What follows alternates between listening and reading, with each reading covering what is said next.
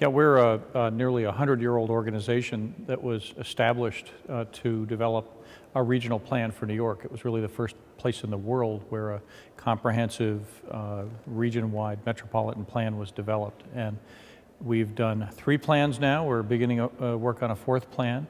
So we do long-range strategic planning for the New York metropolitan area. And then we do research and advocacy around the issues that are raised and the recommendations that are proposed in the plan.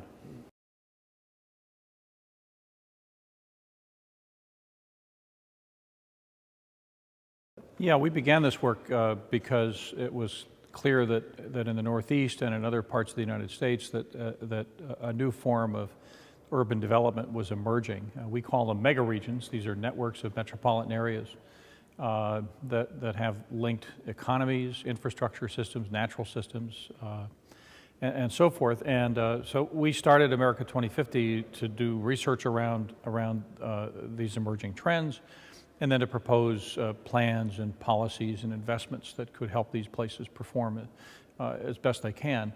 One of the big ideas is that the scale of these places, these are 300 to 800 kilometers in size, and we concluded that high-speed rail was the mode of choice for these places. They're too big to be easily traversed by automobile, too small to be easily traversed by commercial airplane. So we've been pushing for a high-speed rail program. President Obama and the Congress put about $10.5 billion into high-speed rail, which is a start, so just a down payment. And we're optimistic that in New York and the Northeast rather, and in California and several other places in the country, the Chicago region around the Midwest, that high-speed rail investments will be made.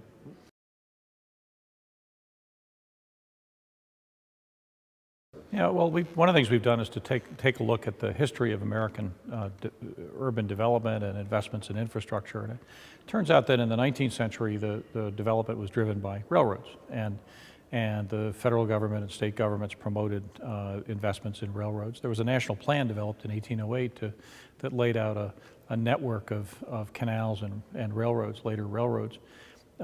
And so for the first century of the country's existence, railroads were the mode of choice. 20th century, we developed highways, and beginning with the interstate highway system in the 1950s, we developed a national network of limited access highways. Our sense is that the 21st century is going to be driven by high-speed rail and rail freight and so forth. Again, we're going to continue to sustain a highway system, but we have a mature highway system in the country. And what we need to do now is to create a balanced transportation system that includes intercity rail.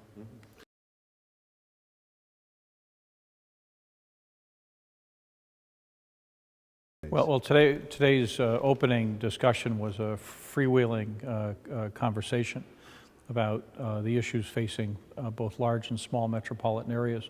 I think the theme that emerged was the notion that metropolitan areas all over the world are facing the same challenges of economic change, of social change, environmental change, the issue of how to create more sustainable patterns of development. So we're all wrestling with the same issues. The institutions are different. Some places obviously are large metros, others are small metros and so forth.